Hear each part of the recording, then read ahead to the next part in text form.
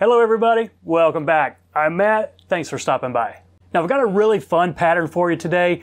It's been a while since we've tied a really old school winged wet fly on here, so I broke out Ray Bergman's Trout from 1938, and I found one that had been on my to-do list for a while. The pattern is called the Toodle Bug.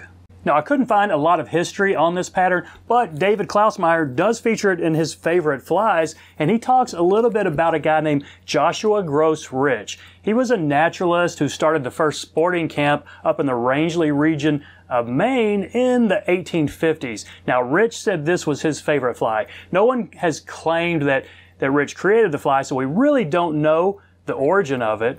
But we do know it's been around at least since the 1850s, and Ray Bergman featured it in his 1938 Trout. Now you won't find a lot of pictures of this pattern out there. Fred Klein, who runs a website, Grizzly King Fly, has a beautiful version of it. I'll link to that in the description, so check that out if you're interested. But as far as I can tell, this is going to be the only video of it being tied out there. Now real quick, before we get into the tie, I do want to plug a podcast called The Articulate Fly. The podcast is run by Marvin Cash. I met him up in New Jersey at the International Show back in November. But it's really a well-done podcast, and I kind of want to plug it today because his last episode was interviewing me. So if you regularly listen to fly fishing or tying podcasts, I encourage you to check it out. I'll link to that in the description too. Now the interview with me was about an hour long, so if you have a long commute, it might be worth listening to. My wife thought it was pretty entertaining. She said she learned a lot about me that she didn't know already. So that's it. Let's get into today's fly, the Toodle Bug. So there's one in the vise, a Ray Bergman classic Toodle Bug. Now, common sizes for this, I'm going to say whatever you tie your wet flies on. Probably as big as a 6, maybe as small as a 14. I'm going on a size 10. It's a barbless 1X long wet fly hook. And I'm going to use some black thread. I'll lay a base down to the start of the bend.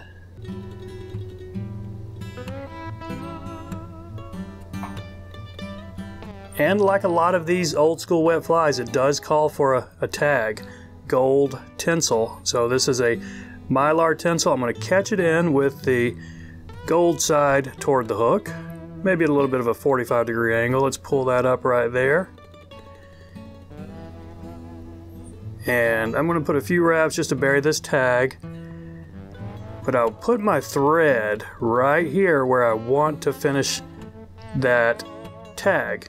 But before I wrap it, I'm just going to 3 wraps, big open wraps, get that out of the way, and remember exactly 3.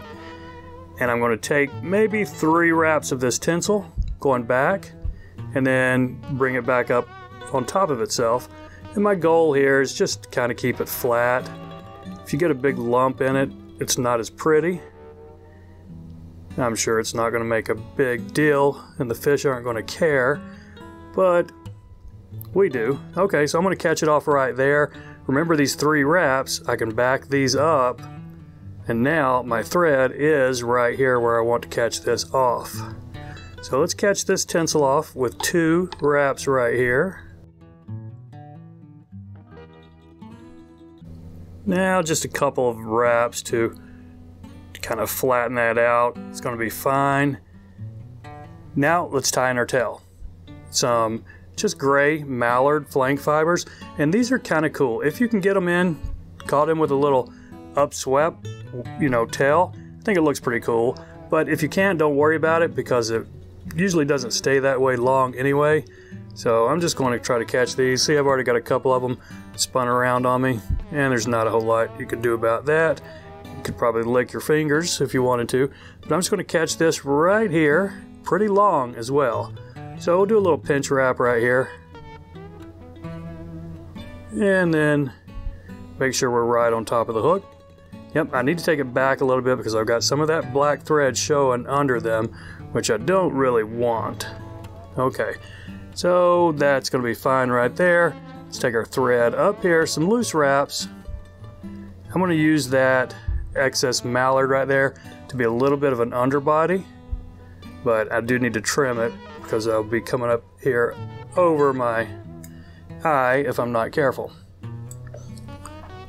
Okay, so first thing we're going to do is catch in the back half of the fly. Not the first thing we're going to do, it's like the third thing we're going to do. But it's a blue floss.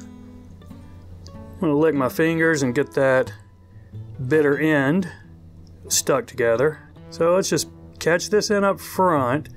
Okay, now take your thread back to what you envision being halfway. So I think, is that halfway? Yeah, maybe one turn back. Because the back half of the fly is going to be this blue floss, and then the front half is going to be a yellow wool. Going to be a little bit fuzzier. So I'm going to wrap this down and back, and then assess and see if I need to do that again. Might need to put 4 layers on it, we'll see. But I'll speed this up, but you know what I'm getting at here.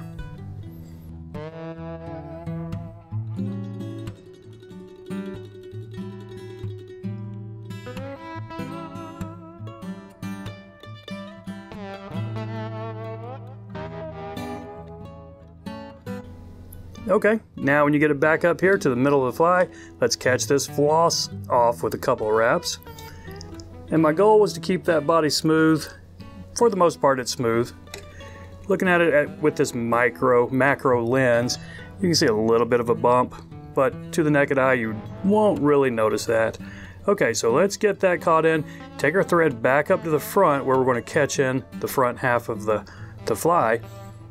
And this, I've got some yellow wool yarn. It was a 4-strand yarn. I've split it and I'm only going to catch in one of the strands. I could probably do this with 2, but I think 1 is going to be fine. Or you could use a yellow wool dubbing. I'm sure that's probably what they used back in the 30s when Ray Bergman was writing about it. But let's catch that in. Okay, that's fine. I'm going to wrap this down and back, and this is naturally going to be a little fuzzier, and we hope just a little bit thicker of a body than that blue is. And you might need to take a couple of layers to get that, but I think down and back is going to give us pretty much what we want.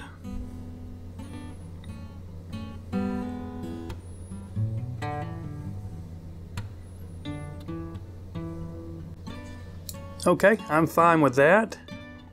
My front wool body is just a little fuzzier and maybe a little bit thicker than the back. So a couple extra wraps right here, but leave my thread not too close to the eye because we do have a hackle and it's a brown. That's all the old pattern recipe calls for, a brown. Now Fred Klein, he tied it with a pretty dark brown, I would say a coachman brown, but the one in Klausmeyer's book, it was a lighter brown. And I have lighter brown and I think it looks pretty good, so that's what I'm going to use. I'm going to just catch it in from the small side. So I create a little notch right here, do a couple of wraps to get that locked in, and I'm going to fold it back to just really lock it. Now I do need to snip this tip right here.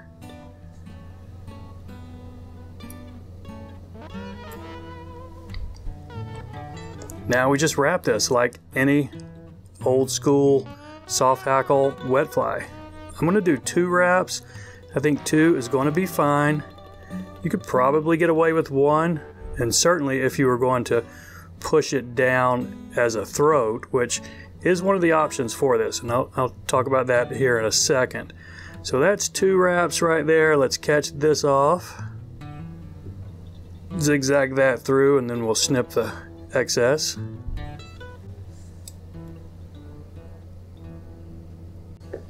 So what I'm talking about for your options here, you can just pull it back, then capture it, lay it down as kind of like you do any soft hackle fly. Or you could bunch it down and push it as a beard. You could pull out some of the fibers on the side, leave it as a beard that way. But I'm going to leave it wrapped all the way around as a collar. I think that looks pretty cool.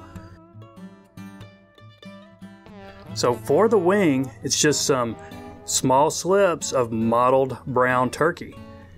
And I'm going pretty thin. I think it's a little bit easier to tie on when they're thin, and it still looks pretty good. So measure your length, take it about the back of the tail. So I've got my length right there. What I'll do, I will pinch these slips and the hook at the same time. So I'm pinching that fairly tight, and I'm going to put a loose wrap right here, kind of bring it down as I pull it tight. It's still not a tight wrap, but now I've got 2 wraps on it. I just want to check, make sure I'm, you know, coming off the top kind of like I want, and I think I am, so I'm going to grab it again, and I'll put some tighter wraps going forward. Okay, now you got to watch the calluses on my thumbs right there, but I think that's going to be fine. I've got enough wraps on it where I can pull on this and not worry about moving those wings around. So pull them up, snip them off. Now let's just clean this up right here, and I'm going to, if I had a singeing tool, I'd probably just melt that right there, but I don't have one, so I'm not going to put a lighter to it because I usually mess up the whole fly when I do that. But I'll go right back to the eye and then just build my ramp, build my head right here, and I think we're going to be in fine shape with this guy just like that.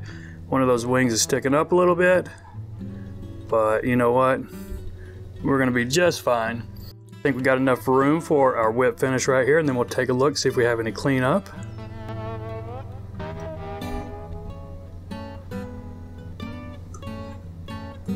Okay, I think we're fine right here. The body looks good. Those wings are just a little bit askew on me, but I can live with that.